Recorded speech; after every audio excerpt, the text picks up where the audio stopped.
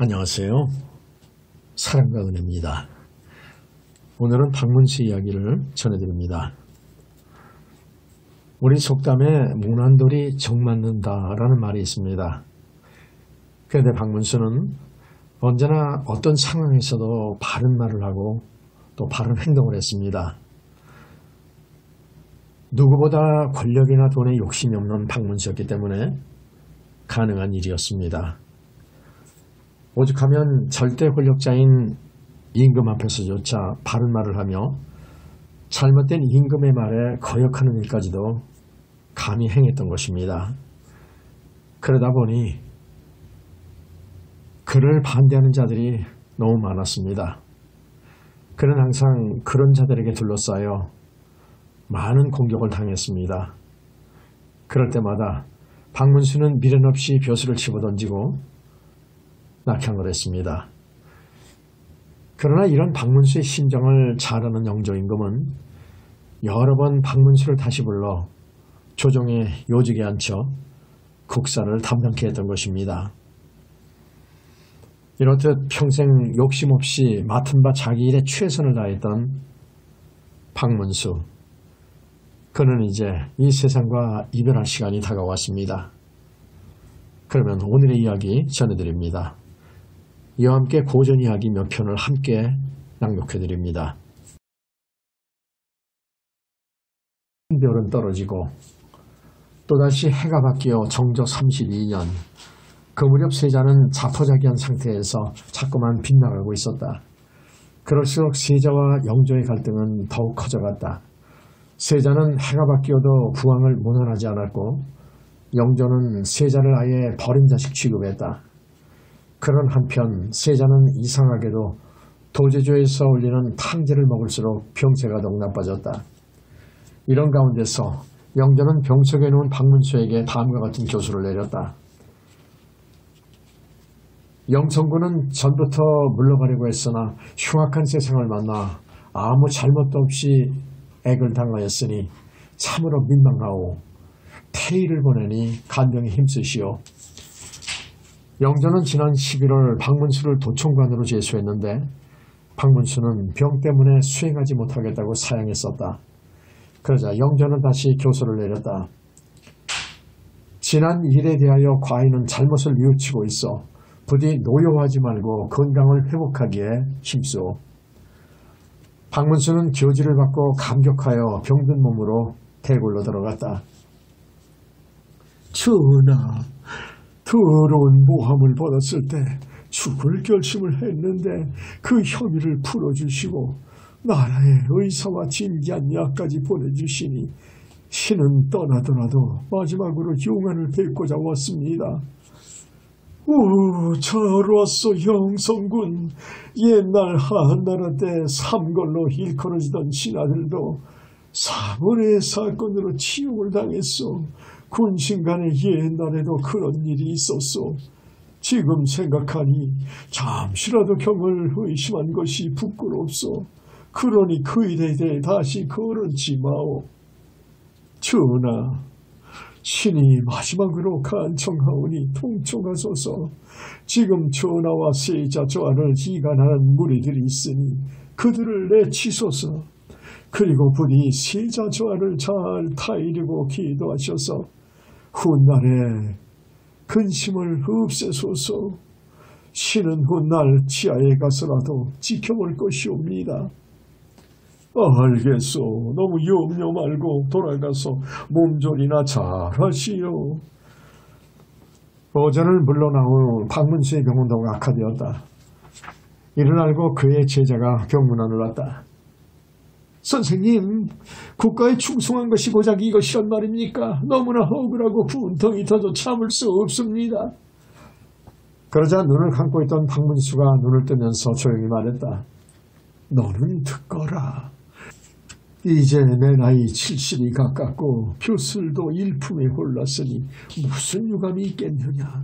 다만 그동안 흉악한 무고를 당하여 조상에까지 욕이 미치한 것이 마음에 걸린다. 이제 종천을 앞두고 그것이 가장 뼈아픈 한이로구나. 그 말을 마친 박문수의 두 눈에는 뜨거운 눈물이 그칠 줄 몰랐다. 박문수의 병은 생인서 가장 뼈아픈 전자에서 약간 다루었던 윤지 사건과 연루된 것이었다. 다시 부연하자면 영조 31년에 윤지 이하징이 일으킨 영모에 관련되었다고 반대파들이 모함했던 것이었다. 박문수에게는 치명적인 악영향을 미친 윤지 사건 내막은 이런 것이었다. 먼저 당시의 왕조실록 일부를 보기로 한다. 영조 31년 2월 4일 나주의 객사에 흉소가 나붙었다. 왕은 징계를 받고 좌우의 포도대장과 전라감사에게 명하여 불순한 자들을 색출하여 잡아오게 했고 금부도서를 나주에 보내 윤지일파를 잡아올렸다. 윤지는 소론의 거두인 윤치상의 아들인데 나주에 귀양 갔을 때 조정을 원망하며 도당을 끌어모아 불운한 내용의 흉소를 내걸었던 것이다. 왕조실록에 의하면 2월 20일 영조는 동영문에 나아가 그들을 친히 신문했다. 그 과정에서 전 나주 목사 이하징의 서찰도 발견되었다. 신문한 바에 의하면 윤지가 이하징에게 이렇게 말했다고 한다. 나는 훈련대장의 아들인데 억울하게 20년간이나 귀양살이를 하고 있다. 죽은 것이나 다름이 없다. 기왕 이렇게 된 바에야 동조하는 세력을 끌어모아 조정을 둘러엎고 새 세상을 만들자. 이렇게 선동하니 그들은 곧 의기투합되었다. 윤지는 나주에서 20년 가까이 귀양살이를 하면서 김일경의 일파로 몰려 은전을 받지 못했다. 그러면서도 그는 나주에서 오래 사는 동안 주위의 양반이나 상놈들과도 친하게 지냈는데 그 중에서도 전에 목사를 지낸 이하진과 자주 왕래하며 친교했다. 윤지는 멀리서 귀양 왔지만은 재물이 넉넉하여 주위에 인심도 많았었고 자주 사람들을 불러들여 배불리 먹이는 때가 많았던 것이다. 어느 날 윤지는 이하징에게 이렇게 넌지시 의중을 떠보았다. 여보시오 이 목사, 요즘 나라꼴이 말이 아니오. 임금이 나이가 많아 노망이 났나 보구려. 글쎄 말이여, 눈꼴 쉬어서 못 보겠소. 윤지는 이하징의 태도에 마구 불만을 터뜨리기 시작했다. 늙으면 어서 죽어야지. 도대체 국사를 그따위로 처리하다니. 우리 그냥 두고 보기만 해서 되겠어. 호남은 원래 기계 있고 의리 있는 선비가 많았어. 그런데 정열입 사건 이후 조정에서 호남 사람을 천대하고 있어. 그러니 세상을 한번 뒤엎어 새 세상을 만듭시다. 이렇게 하여 두 사람은 역모를 꾸미기 시작했다. 윤지의 뜻에 동조한 이하징은 점점 동조하는 세력을 규합하기 시작했다. 동네 사람 김한과 임국훈도 끌어들였다. 어느 날 윤지는 아들 광철에게 시켜 사람들을 청해드리고 한 차례 술을 먹인 후 이렇게 선동하기 시작했다. 여러분, 나는 훈련대장의 아들이요. 그런데 죄 없는 나를 무엇 때문에 억울하게 귀양살이를 시킨단 말이요. 우리 호남 사람들은 그동안 너무 천대받으며 살아왔습니다. 여러분, 어서 일어섭시다. 지금의 임금은 가짜라오. 숙종의 친아들 경종이 죽은 후 부적격자가 임금 노릇을 하고 있는 중이요. 그는 무술이 최씨가 외간 남정네와 사통을 해서 낳은 사생아라오. 그를 몰아내고 우리가 세력을 잡고 새 세상을 만듭시다. 윤지가 선동하니 거기 모였던 사람들이 일제히 흥분하며 휘말려들었다. 그때부터 윤지는 본격적으로 반란을 일으킬 준비를 서둘렀다. 동지를 규합하고 경문을 지어붙이는 일을 이효식 등에게 지시했다. 그러면서 윤지는 계속 세력을 규합 30간에 무서울 정도로 추종자의 수를 늘렸다. 나주 객사에 어느 날 경문이 붙었다. 그 내용은 지금의 늙은 임금이 물러나고 다른 왕손으로 임금을 추리하자는 내용이었다. 경문을 읽고 몰려드는 세력들이 급격히 늘어나자 전라감사 좋은달이 급히 조정에 장기를 올렸다. 이에 영조는 즉각 윤지 땅을 잡아올리라고 명령을 내렸다. 한편 윤지는 계획이 타연한 줄도 모르고 곧 조정을 비웠고 세상을 뒤엎는다는 환상에 빠져 있었다. 그러나 준비가 거의 끝나기도 전에 비밀이 새어나가 윤지는 결국 변변하게 저항도 못하고 체포돼 서울로 압송되었다. 주모자가 잡혀가니 나머지는 이학집산 갈대밭에 흩어지듯 달아났다. 조정에서는 이효식, 임천재 등도 잡아다 문초했다. 이하징은 원래 풍격 부사로 있었는데 윤지와 결탁했다가 치명되었다. 그 사건과 결부돼 대간들이 떠들었다. 전하, 역적죄를 더고 엄중히 다스리소서. 전에 목호령, 김일경 무리와 그 잔당들을 엄중히 다스리지 않아 역적들이 계속 일어납니다. 먼저 소론에 거두 이광자를 멀리 내쫓으소서. 이광자는 박문수와 인척관계라고 전에 언급한 바 있다. 그 사건과 관련지어 노론들은 소론들을 박멸시키려 들었다. 심지어는 예전 사건에까지 연루시켜 김일경의 아들 김윤홍을 제주도에 관노로 보내고 조태구와 유봉희 등을 역적의 부리라고 내쫓거나 죽였다. 또한 이광사, 윤상백, 이만강, 윤득삼, 박찬신 등으로 귀양을 갔다. 이 중 박찬신은 뒤에 훗날 혐의를 쓰고 효시되었다. 그 과정에서 박문수와 감정이 있었던 자들이 박문수, 이종성, 이철보 등 당대의 대표적인 인물들을 모함했다. 그 사건으로 인해 박문수는 아무런 잘못도 없이 옥에 갇히고 신문을 받는 치욕을 당했다. 그 결과 박문수는 병까지 얻게 되었다. 4월로 접어들면서 박문수의 병은 점점 깊어졌다. 영조는 박문수의 병세를 염려하여 특별히 태의를 보냈다. 박문수의 몸은 불덩이처럼 끓어오르다가 다시 얼음처럼 냉해지기를 거듭했다. 심화가 지나쳐 생긴 병이었다. 백약이 아무런 효험도 없었다. 태희가 영조에게 병세를 자세히 알아내니 영조는 이렇게 탄식을 했다. 영성군의 근력이 이토록 갑자기 쇠약해진 것은 작년 윤지 사건 때문이었다. 판단을 그르친 과인이 원망스럽구나. 영조 32년 4월 20일 박문수는 병석에서 일어나서 머리를 감아빗고 새 옷을 갈아입은 다음 사당에 자신의 임종이 가까웠음을 고한 후 방으로 들어와 조용히 누웠다. 그리고 주위에서 지켜보는 사람들에게 이런 유언을 했다. 나는 우리 집안의 가훈처럼 정직을 바탕으로 애국애민하고자 애썼다. 나에게서는 먼 훗날 그 평가가 따를 것이다. 떠나려는 지금 대조와 소조가 불목하여 장차 반드시 불행한 사태가 발생할까봐 오로지 그것이 염려된다. 박문수는 이미 혀가 굳어진 상태였다. 박문수는 잠시 후 머리를 동쪽으로 향해 놓은 채 주위를 한 바퀴 둘러보고 조용히 잠이 들었다. 박문수는 꿈을 꾸었다. 전에 금강산에서 허성 동자를 만났을 때처럼 그의 안내를 받아 어느 폭포수 뒤쪽에 있는 동굴을 찾아가고 있었다. 그것은 온갖 기화요초가 만발하고 인간 세계에서는 접할 수 없는 신령스러운 기운이 향내처럼 서려나는 선경이었다. 신선들이 호르병에 담긴 선주를 마시면서 선녀들과 어울려 이상한 악기 소리에 맞춰 춤을 추고 있었다.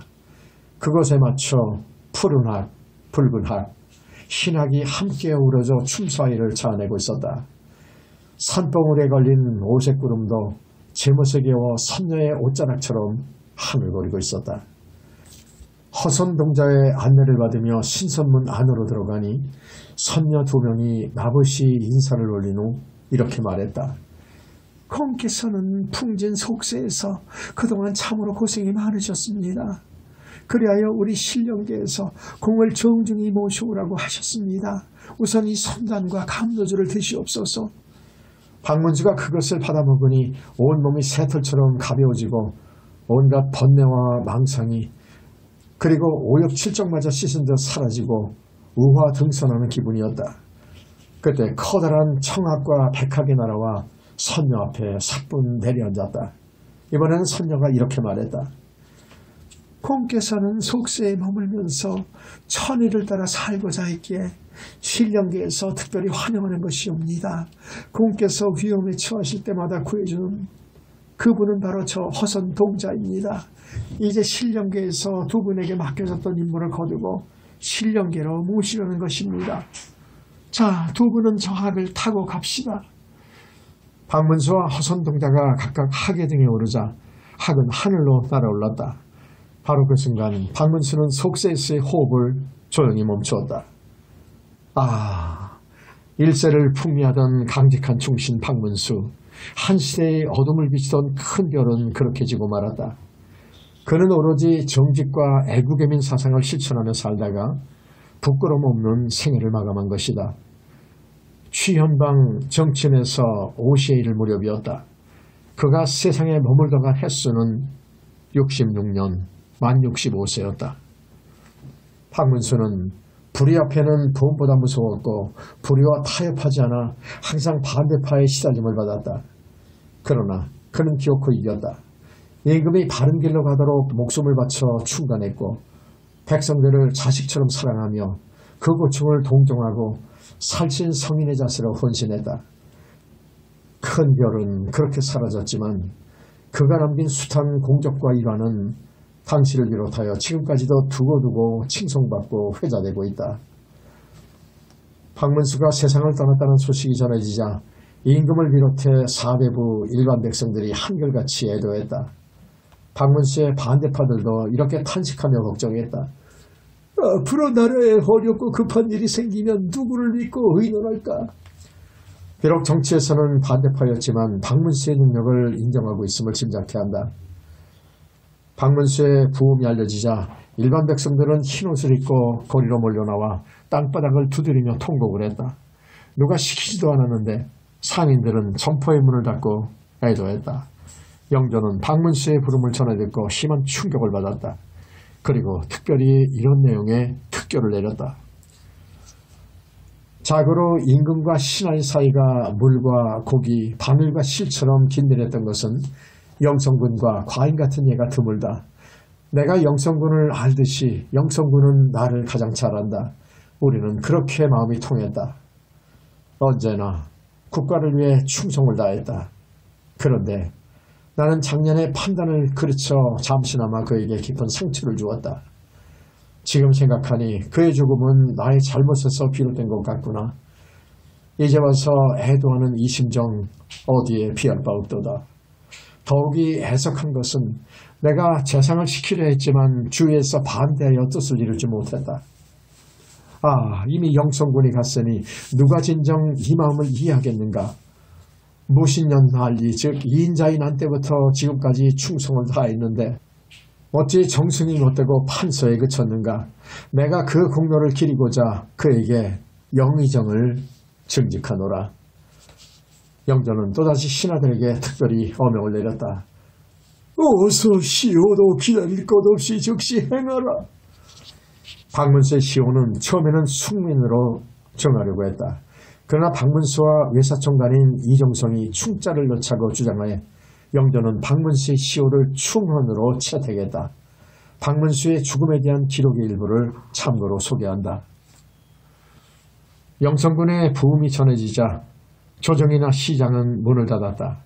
영남 일대의 선비들은 흰옷을 입고 조상했으며 부녀자들은 방아찢기 배짜기를 멈추고 어버이를 잃은 것처럼 애통히 여기며 슬피 울었다. 특히 함경 도민들은 함흥의 만식에 모여서 그들이 세운 송독비 앞에 꿇어앉아 생전의 은덕을 기리며 통곡했다. 그 숫자가 많아 마치 백몇 대가 내려앉는 것 같았다. 그의 묘소는 목천현 작성산 후륵 은석산 최고봉으로 정해졌다. 지금의 행정구역으로는 충청남도 천안군 북면에 속한다. 그의 묘소는 장군 대자 형국인데 고세의 명장이 출현하여 국정을 바로잡는 혈이라고 한다. 묘소에 관한 일화로서 그의 묘소가 장군 대자이므로 군대가 있어야 한다는 풍수지리의 근거에 병천장이 생기게 되었다고 한다. 박문수 묘제에 관한 일화 한 토막을 소개한다.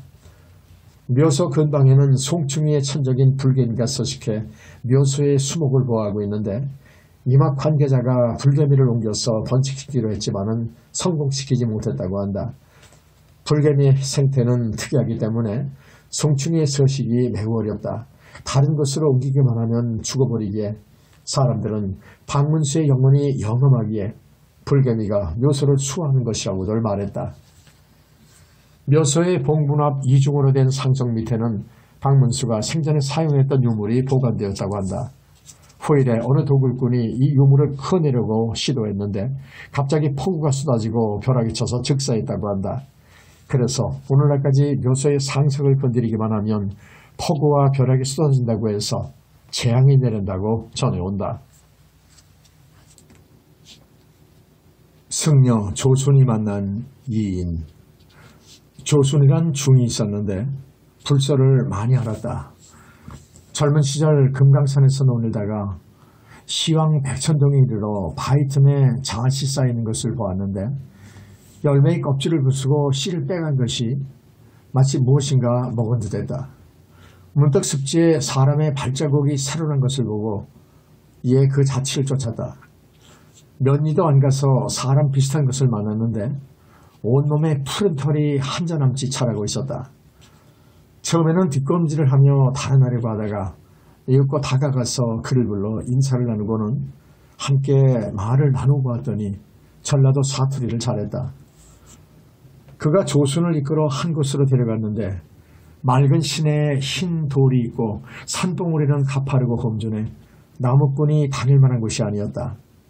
시냇가에는 움푹 파여서 솥 비슷해 보이는 들확이 있었는데 열말 남짓들이나 되었다. 자질을 깨어 불에 볶아 덩어리로 만드니 마치 누룩덩이 같았는데 한 덩이를 떼어 조순에게 주면서 스스로 말한다. 나는 본래 호남 사람으로 중이 되어 이 산에 들어왔습니다. 배고픔을 이길 수 없어 잣을 먹으며 허기를 달랬는데 처음에는 장이 매끄러워지고 몸에 윤이 나고 살이 찌더니 마침내 온몸에 푸른 털이 자라나서 옷을 입지 않고도 따뜻했습니다. 지금 이미 100살이 넘었습니다. 밤에 함께 자고 일어나 보니 이미 사라지고 없었다. 조수는 금강산에서 머물다가 말년에는 보계산으로 옮겨갔다. 절집의 번잡함을 싫어해 홀로 작은 흙집을 짓고 기거했는데 이후 그가 어떻게 되었는지는 알지 못한다. 회암사 중을 도와준 신승.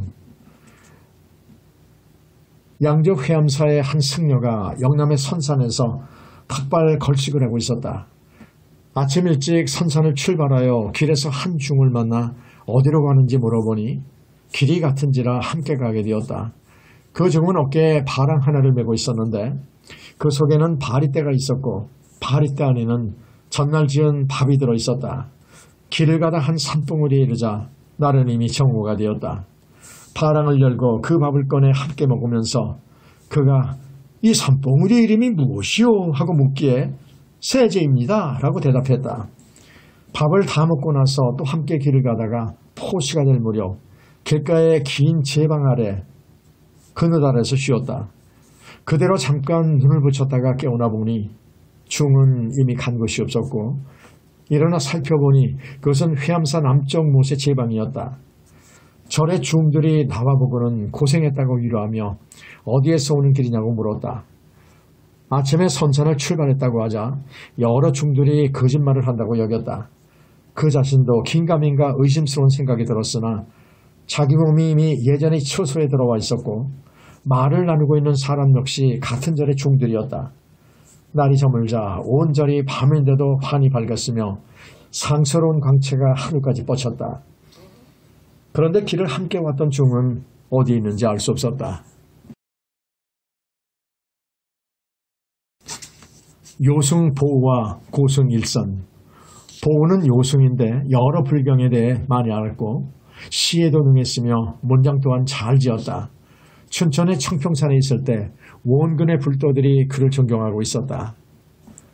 가정연간에 문정왕후가 수렴청정을 하며 봉선사와 봉은사 두 절을 중창했다.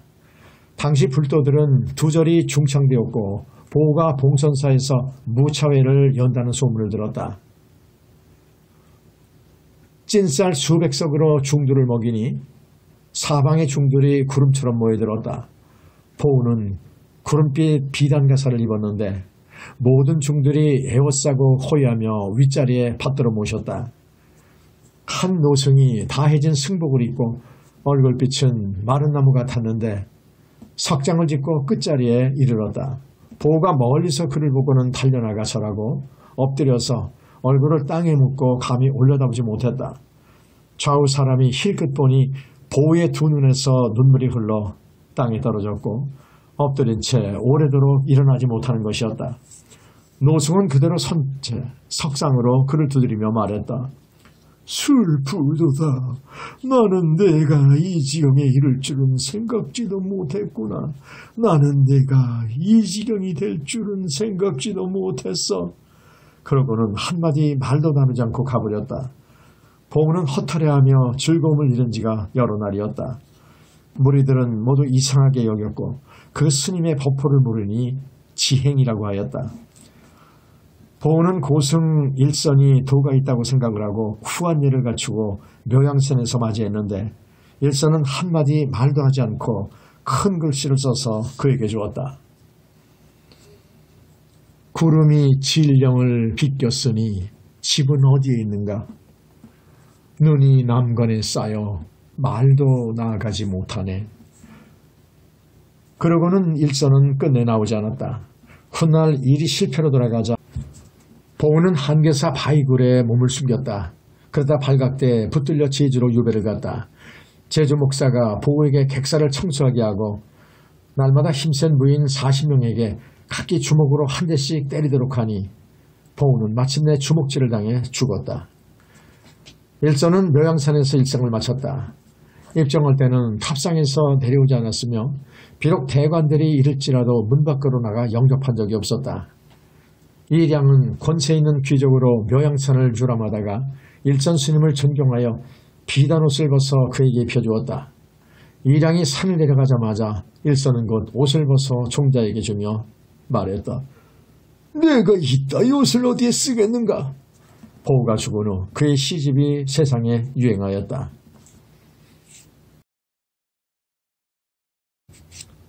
불교에 몸을 바친 이 예순.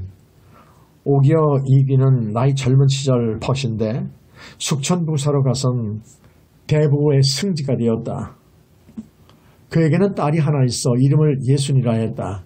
그녀의 남편은 김자겸으로 감사 김영명의 손자이며 현감 김탁의 아들이었다.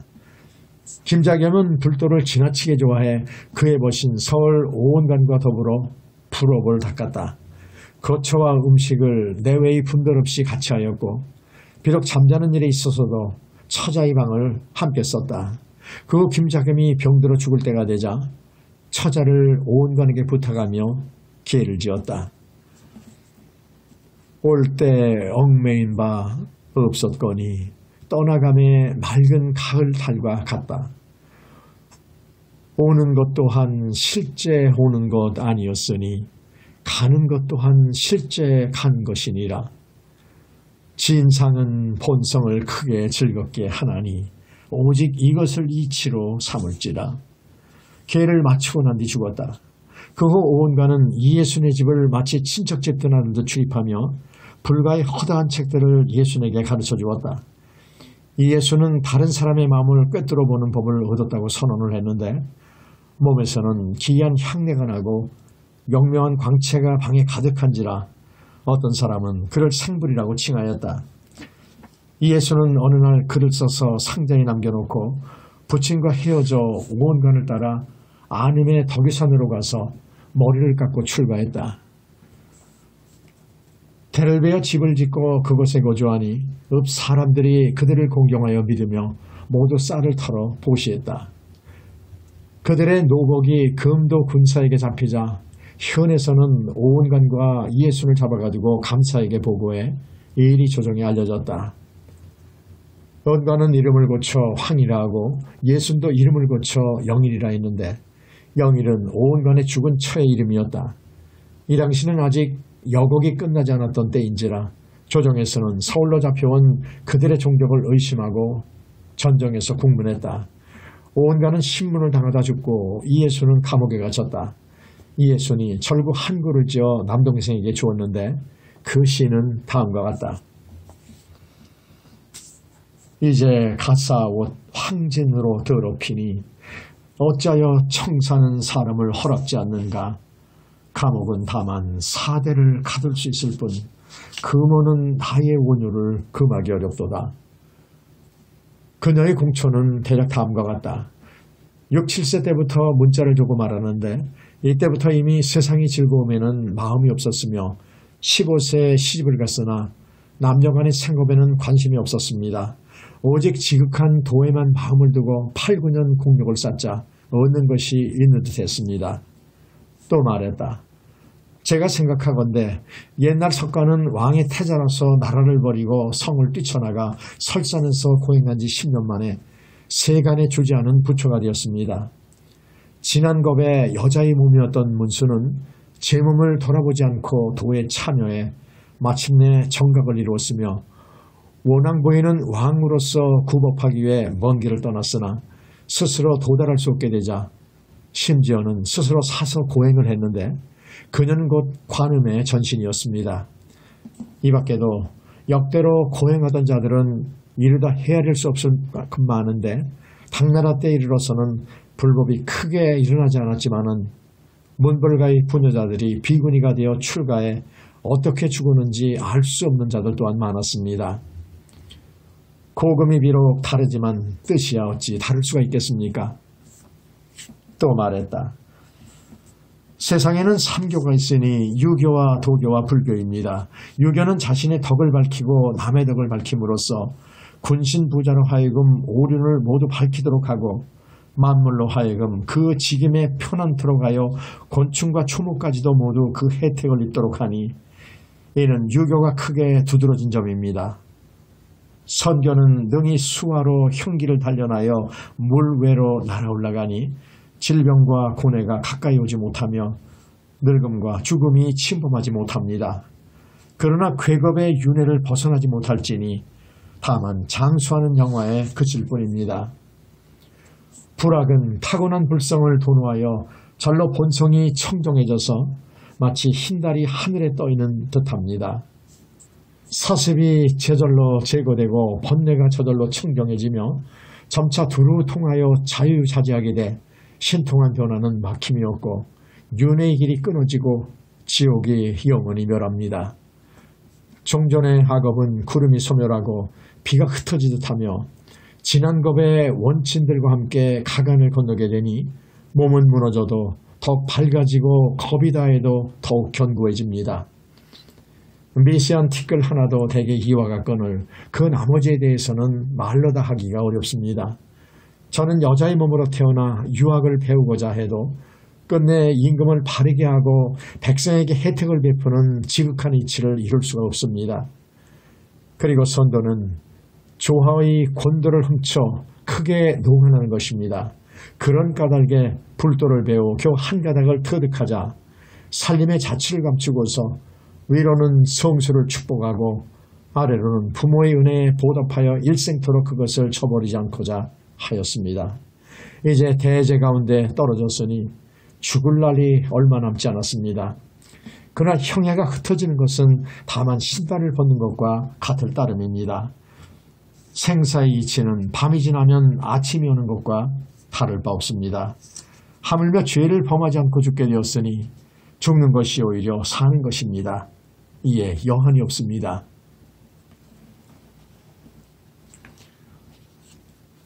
이목의 출가. 흥양고을에 이목이라는 사람이 있었는데 양민이었다. 생업이 매우 넉넉하였고 밭과 집, 처자식이 있었지만 오로지 불교를 좋아해 늘 출가할 뜻을 지니고 있었다. 그러나 차마 가족을 외롭고 쓸쓸하게 버려둘 수는 없었다. 그에게는 친하게 지내는 친구가 있었는데 사귀는 도리가 매우 독특하였다. 하루는 집에 친구를 맞이하여 자기 처자와 더불어 한 방에서 잤다. 잠이 이미 깊이 들자 그는 몸을 빼내 나와서 문에 자물쇠를 채우고 글이 가득 쓰여진 종이를 벽 위에 붙이고서 떠났다. 그 글의 내용은 다음과 같았다. 나는 평소 불법을 좋아해 집을 버리고 멀리 숨어 불문의 몸을 의탁하고자 했으나 처자를 부탁할 데가 없어서 차마 하지 못하였네. 그대는 어질고 다정하며 신의가 있으니 아비일은 내 자식들을 버리지 않을 것임을 잘 아네. 내게는 재산이 있고 집이 있으니 가난과 궁핍을 면할 수는 있을 것이네. 이제 아내와 자식을 자네에게 부탁하니 자네는 사양하지 말게. 그 친구가 잠에서 깨어난 후 그가 오래도록 돌아오지 않음을 의심하여 나가보니 문이 잠겨 있었다. 마침내 문을 부수고 나가 불을 밝히고 그 글에 쓰여진 사연을 보았는데 친구는 이미 사라진 뒤였다. 그 친구는 착한 사람인지라 이웃의 친족들을 두루 불러 그 연유를 구하고 마침내 사절하고 떠났다. 그 후 이목이 영영 돌아오지 않자 이웃의 친족들이 모여 의논한 뒤 그 친구를 다시 불러서 전택과 처자를 부탁하니 친구 역시 끝내 사양할 수가 없었다. 이목은 지금 무등산과 월출산에서 노리는데 사람들 가운데 그를 본 자가 있다고 한다. 도적과 호랑이를 만난 중. 문경현의 한 중이 배 몇 피를 지니고 세제를 넘게 되었다. 날이 저물 무렵이었는데 어떤 사람이 몽둥이를 가지고 다가왔다. 중이 그를 의심해서 길을 양보하고 먼저 가도록 해도 그 사람은 억지로 중을 먼저 가게 했다. 중이 가면서 뒤돌아보곤 했는데 길이 굽어지고 험한 곳에 이르자 몽둥이를 든 자가 뒤에서 중을 쳤다. 이에 몸을 비켜 몽둥이를 빼앗고 도리어 그를 쳤어거이 죽을 지경이 되자 골짜기에 던져두고 떠났다. 밤중에 산마을에 들어가니 아내네 몇 사람이 문에 기대어 서 있는데 누군가를 기다리는 듯했다. 중을 보고 맞아들여 객시에 머물게 하고는 들어가서 이내 문을 잠갔다. 중은 의심스러워 오래도록 잠들지 못했다. 밤이 깊자 어떤 자가 신음소리를 내며 집에 이르렀다. 문에 기대에 있던 사람들이 놀라서 연유를 물으니 그가 대답했다. 중에게 고용을 치렀소. 안악들이 손을 저 그의 말을 막으며 말하였다. 그 중이 여기 있어요. 중이 문틈으로 살펴보니 아까 몽둥이를 들고 있던 자였다. 스스로 생각해보니 면할 길이 없었고 나가려고 해도 문은 이미 잠겨 있었다. 그리하여 벽을 박차고 뛰쳐나가 몸을 솟구쳐 울타리를 뛰어넘었다. 울타리 밖에는 호랑이가 엎드려 있었는데 그를 물어서 등에 태우고 울창한 숲속을 뛰어넘고 큰 계곡을 건너뛰어 나는 듯이 내달렸다. 지나온 거리를 헤아려 보니 몇 병이나 되는지 알 수가 없었다. 한 곳에 이르러 날이 장차 밝아오는데 호랑이가 그를 숲을 속에 던져놓고 쉬었다. 중은 비록 정신이 나가 멍하였지만은 몸은 멀쩡했다. 눈을 뜨고 바라보니 호랑이 새끼들이 앞에 가득하였다. 호랑이는 드디어 중의 옷을 찢어버리고 그의 몸을 엎어놓은 채 발톱으로 살갗을 핥히었다. 흐르는 피를 여러 새끼들이 몇 차례 핥았는데 갑자기 어떤 소리가 산꼭대기에서 나타나니 숲과 나무가 모두 울렸다. 바라보니 수리 한 마리가 호랑이 새끼를 낚아채 날아가고 호랑이가 큰 소리로 으르렁대며 뒤쫓아갔다. 호랑이가 오래도록 돌아오지 않자 중은 몸을 떨쳐 일어나 호랑이 새끼들을 밟아 죽이고 숲을 뚫고 밖으로 도망쳐 나왔다. 어디선가 큰 소리가 들려오기에 가서 찾아보니 목수가 커다란 도끼를 가지고 나무를 찍어 소반을 만들고 있었다. 드디어 그에게 몸을 의탁해 살려달라고 하고 그 산 이름을 물어보니 지리산이라고 했다. 문경에서 600리나 되는 거리인데 호랑이는 반나절의 밤 동안에 달려온 것이다. 이에 목수를 따라가 마을 집에 들어가 목숨을 구하였다. 곽태호와 충견. 영변 향교 학생인 곽태호는 정노위에 소속된 김무량의 생질이다. 자칫 불사를 좋아해 중들과 사귐이 많았다. 곽태호가 밖에 나가 있을 때 그의 처가 중과 사통하다가 곽태호가 집에 이르자 중이 그를 넘어뜨리고 가슴 위에 걸터 앉았다. 곽태호는 힘이 약해 뒤집을 수가 없었다. 중이 칼을 뽑자 곽태호가 손으로 쳐서 칼을 땅에 떨어뜨렸다. 중이 그 처에게 소리쳤다. 칼을 가져와! 저는 차마 손으로 하지 못하고 발로 칼을 점점 중 가까이 밀었다. 이때 개가 그 곁에 누웠는데 곽태호가 분개하여 말했다. 개야 내가 만일 알아듣는다면 당장 이 칼을 치워다오. 개가 이내 그 말을 알아듣고 갑자기 일어나 칼을 물어다 밖에 버렸다.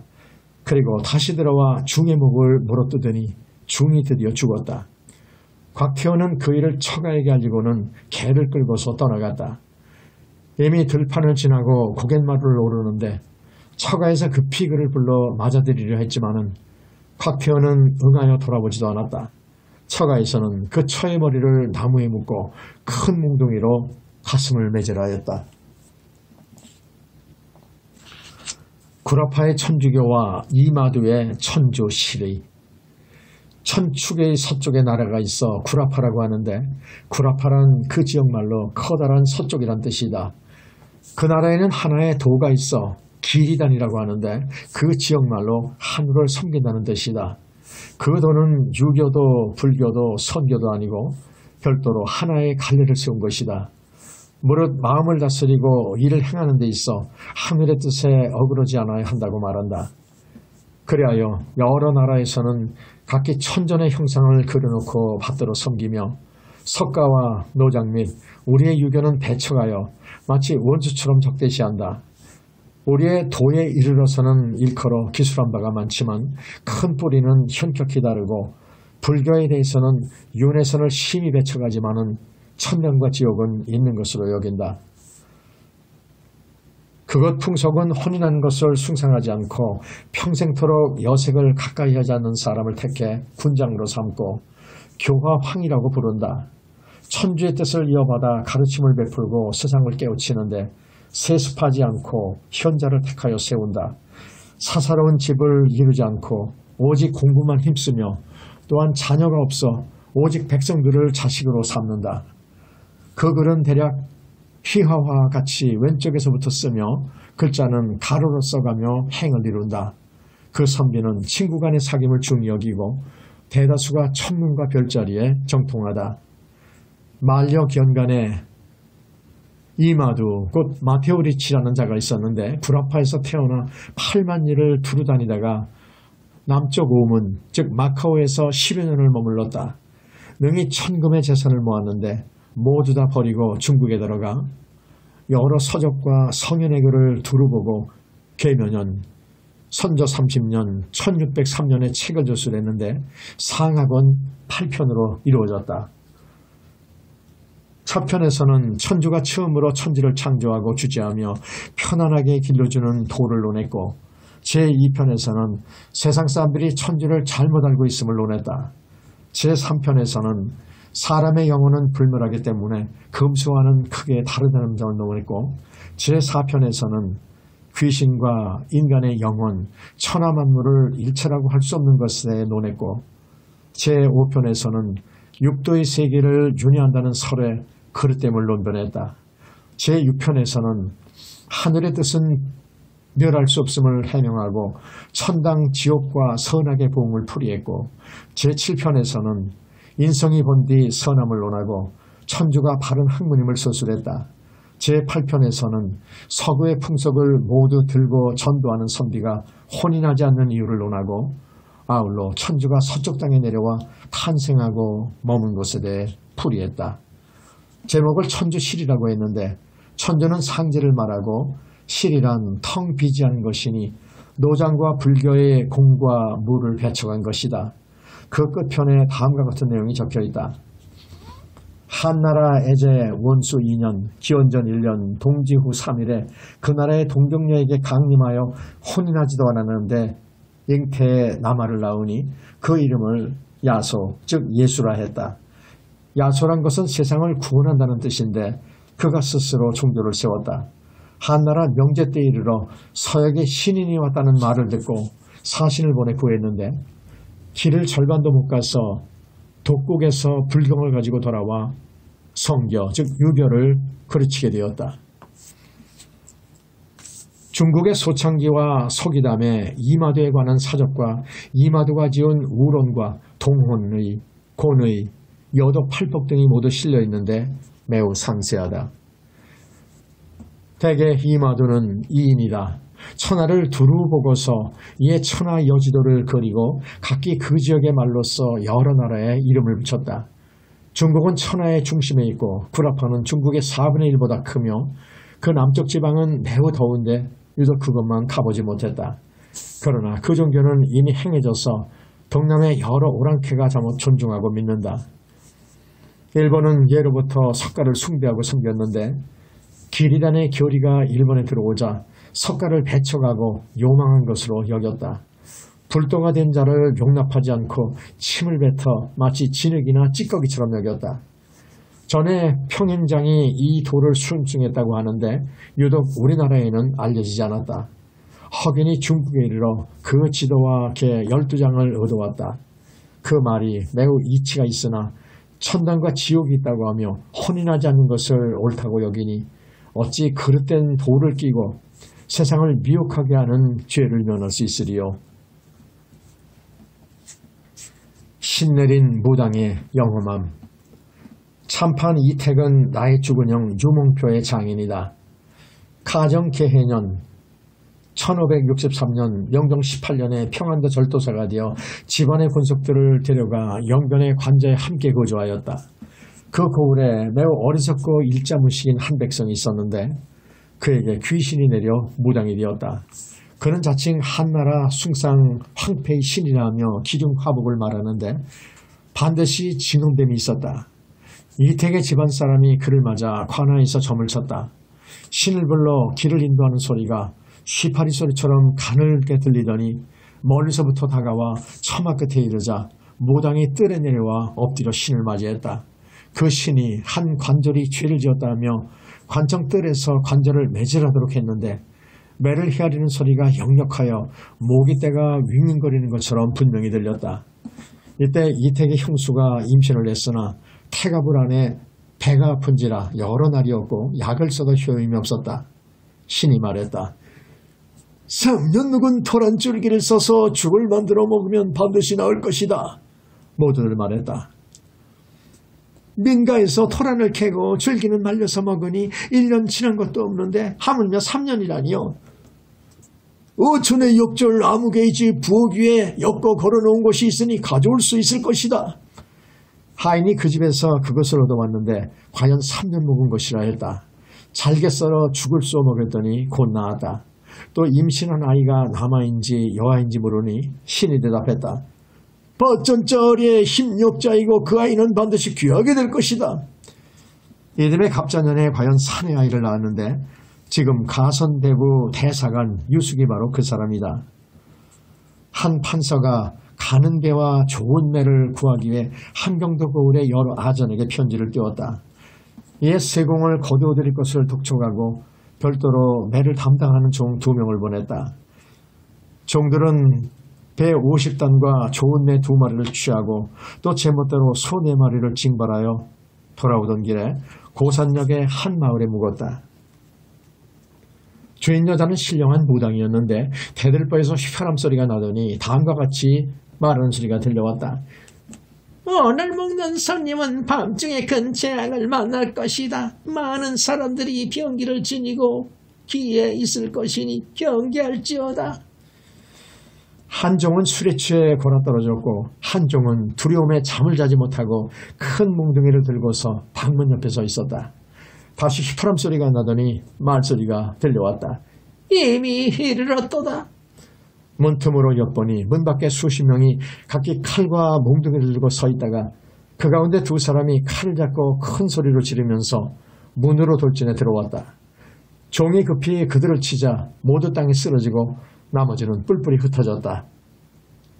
드디어 혼자서 2사람을 결박해 본읍에 가두고는 소와 배는 되돌려주고 세공을 바친 민가는 관아에서 다스렸다. 무당을 미워한 정문부. 동지인 자허 정문부가 함경도 평사를 지낼 때 외란을 만났다. 2 왕자가 포로로 잡히고 크고 작은 읍의 관리와 사족들은 모두 그 곡을 백성들에게 묶여 외장에게 바쳐졌다. 그때 정문부도 미복을 하고 밤길을 가다가 술 놔두는 외조를 만나 손을 뒤로 묶인 채 외장에게 바쳐졌다. 지키던 자가 잠시 소홀한 틈을 타 포승줄을 당기고 재빨리 뛰어 달아나니 외절들이 뒤쫓았지나 붙잡지 못했다. 드디어 몸을 숨겨 남의 품팔이가 되어 입에 풀칠을 했다. 어떤 무녀가 그를 사서 종으로 삼아 민가를 다닐 때 북을 치고 따르게 하였다. 밤이면 구슬하는 것으로 일과를 삼으면서 남은 술과 떡으로 그를 먹였다. 하루는 무녀가 그녀의 남편에게 물었다. 영감, 당신 감색 새옷 입고 싶지 않소? 남편이 되물었다. 무슨 말이요? 무녀가 말했다. 어떤 집 주인 양반이 감색 새옷을 입었는데 내가 당장 빼앗아 당신에게 입혀드리리다. 남편이 말했다. 좋지 좋아. 다음날 다시 정문부에게 북을 지게 하고 민가에 갔는데 주인 영감이 과연 감색 천링을 입고 있었다. 모녀가 옷소매로 북을 싸고 북채로 북을 두드리자 소리가 울리지 않았다. 모녀가 드디어 귀신의 말처럼 꾸며 흉측한 재앙으로 으르르 동요시키니 주인이 크게 두려워하여 그 옷을 벗어 재앙을 물리치려 하였다. 모녀는 드디어 그 옷을 취하여 가지고 와서 자기 남편에게 입혔다. 정문부가 그것을 목도하고는 매우 분하게 여겼다. 얼마 지나지 않아 조정에서 명을 내려 그에게 방어사를 제수하고 은대와 비위를 더해 주었다. 또 길주 목사와 안변부사를 제수하였다. 이후로 정문부는 무녀와 박수를 매우 미워하여 괴로운 부욕으로 그들을 고달프게 하며 조금도 용서하지 않았고 명령을 따르지 않는 자들은 주로만 형벌로 다스렸다. 재주 많은 중 동윤. 동윤이라는 재주 많은 승려가 있었다. 그는 글에 능하고 배우 노릇을 잘했으며 또 새와 짐승 소리를 교묘하게 흉내내었다. 일찍이 촌마을을 지나는데 한 집에서 술과 음식을 마련하고 모녀를 맞이해 죽은 자의 혼령을 부르며 구술하고 있었다. 동윤이가 그 집에 들어가 먹을 것을 달라고 하자 주인이 그를 꾸짖었다. 동윤은 화가 나서 몰래 마을 아이를 꿰어 죽은 사람의 나이, 음성, 용모, 친척 및 평생 했던 일 등을 매우 상세하게 묻고는 드디어 굿하는 곳으로 들이닥쳤다. 그는 얼굴빛을 받고 불그락 푸르락하며 온몸을 떨고 흔들면서 알아들을 수 없는 헛소리와 어지러운 말로 주인을 꾸짖으면서 죽은 사람의 목소리를 냈다. 죽은 자가 행한 일을 낱낱이 진술하고 친척의 성명을 지목하며 형제, 처첩, 자손들을 분별해내는데 하나도 틀림이 없었다. 슬프고 애처로운 말투로 기륭 화복을 섞어서 거침없이 쏟아내는 말이 입술과 혀에서 물 흐르듯 나왔다. 온 집안이 놀라서 들썩이고 슬퍼하고 애처로워했으며 듣는 사람들은 모두 눈물을 훔치며 통곡했다. 모두 죽은 자의 혼령이 강림했다고 여긴 것이다. 모녀는 기운이 꺾이고 말도 막혀 한마디도 따질 수 없었다. 그러자 주인이 그를 윗자리로 맞이하여 음식을 극진하게 대접하고 재물을 주어서 보냈다. 훗날 조정에서 선교 양정의 제도를 만들어서 8대의 명성들을 뽑았는데 동윤이 선발돼 장차 판사의 제수대로 했으나 이때 일이 말썽이 돼 배척되었다. 또 달밤에 촌마을을 지나는데 나이 젊은 협객들이 창기들을 끼고 놀고 있었다. 당시 사람들은 요승이 정사를 어지럽히는 것을 분하게 여겨 중들만 보면 반드시 배척하고 욕보였다. 평소에 동윤의 소문을 들었던 터라 배우 노름과 새, 짐승 소리를 흉내내도록 시키니 동윤이 말했다. 나는 온갖 기에 능하지만 가장 잘하는 것은 꽃을 찾는 벌나비의 놀이다. 협객들이 즐거워하며 그것을 보고자 원했다. 동윤이 그들에게 각자 손바닥을 펴서 꽃 모양을 만들게 하고 마치 꽃술을 점찍어 따르는 듯이 하였다. 두 개의 지팡이를 허리 아래 끼어 벌나비의 다리를 만들고 양 소매를 펼쳐 그 날개를 만들고는 벌소리와 나비가 나는 모양을 만들었다. 처음에는 나는 듯이 10걸음을 갔다가 되돌아오고 또 수십 걸음 갔다 되돌아왔다. 또 100걸음 갔다 되돌아오매 협객들이 모여서 바라보고는 웃으며 멀리 가든 가까이 가든 내버려 두었다. 동윤은 수백 보를 간 뒤 그들이 쫓아올 수 없음을 헤아리고는 지팡이를 버리고 소매를 휘저으며 달아났다. 협객들이 쫓아갔으나 잡을 수 없었다. 중국 사신이 오게 되자 도감에서 동윤에게 승군을 통솔하여 홍제교를 보수하도록 했는데 일이 조금 지체되자 새끼줄로 동윤의 목을 묶고 나무에 매달아 놓았다. 동윤이 목소리를 높여 송아지 울음소리를 내자 온 들판의 소들이 일시에 응하였다. 또 밤에 서울에 들어갈 때 초저녁에 소매자락을 치면서 닭소리를 내니 무닭들이 일시에 날개를 치면서 울었다. 호음총사령이 그의 시에 대해 다음과 같이 썼다. 재능 많고 환술 잘함이 그의 일이라. 소울음 닭울음 소리 매우 핍진하였네. 장원백의 유래. 성경관에서 선비들에게 시험을 보이는데 밤중에 꿈을 꾸니 한 마리의 용이 성경관 서쪽들에 있는 잣나무에 구불구불 서려 있었다. 꿈에서 깨어나 이상하게 여기고 국노를 시켜 몰래 가서 보게 했더니 한 선비가 잣나무 아래에서 전대를 베고 발을 잣나무에 걸쳐놓은 채 잠을 자고 있었다. 그의 용모를 자세히 파악하여 기억해 두었다. 선비를 뽑고 보니 장원에 오른 사람이 취향이었는데 그의 모습을 바라보니 바로 그 사람이었다. 이로부터 그 잣나무를 칭하여 장원대기라 하였다. 취향은 후에 관직이 상국에 이르렀다. 정원각의 신묘한 해몽. 나의 고조로 사간도수를 하였던 휘충관어른은 별시 초시에 합격하여 장차 전시에 응시하려 했다. 그날 밤 신판서집에서 묵었는데 훗날 참판교수를 한 정원각 또한 신판서의 생질이었다. 그는 나이가 많은데도 급제하지 못하고 또 초시에도 합격하지 못했는데 할아버지와 한 방에서 자게 되었다. 할아버지께서 밤중에 꿈을 꾸었다. 소나무를 잡고 올라가 5째 가지에 앉았는데 위아래로 모두 여자들이 있는 것이었다. 새벽에 깨어나 그 꿈을 말했더니 정은각이 누운 채로 꿈을 풀이하며 말했다. 소나무는 관이요. 5째 가지는 호년이요. 상하의 연이란 필시 2딸을 낳을 것인데 모두 죽으리라는 것이요. 할아버지께서는 크게 노하였고 힘이 센 분이라 일어나 그를 때렸다. 정은각은 아픔을 감당하지 못하면서도 오히려 굴복하지 않고 말했다. 만약 마당에 있는 닭으로 안주를 삼고 약주를 가져오면 마땅히 좋은 말로 풀이하겠지만은 그렇지 않으면 끝내 고칠 수 없어. 정은각은 곧 정의량의 조카로서 일찍이 점치는 일을 배운 적이 있었다. 할아버지께서는 응낙하고 닭고기와 술을 장만하여 그를 대접했다.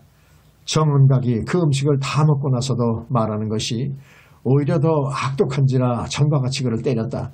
그러자 굴복하고 그 꿈을 고쳐 풀이하여 말했다. 소나무 송자는 18공이니 오늘 급제자로 18명을 뽑을 것이네. 그대가 5째 가지에 앉았으니 마땅히 5등을 할 것이며 상하 여인은 모두 안시성을 가진 사람일 것이네. 할아버지께서 전시에 들어가니 책을 지으라 했는데 평소에 생각하던 글을 일필휘지로 써내 급제를 했는데 5등이었다. 동방은 18명이고 안연이 1등을 했고 안장이 꼴찌로 붙었으니 모두 정은각의 말과 같았다. 그 후 할아버지께서는 2딸을 낳았는데 모두 요절했으며 할아버지 또한 일찍 돌아가셨으니 매우 괴이한 일이다.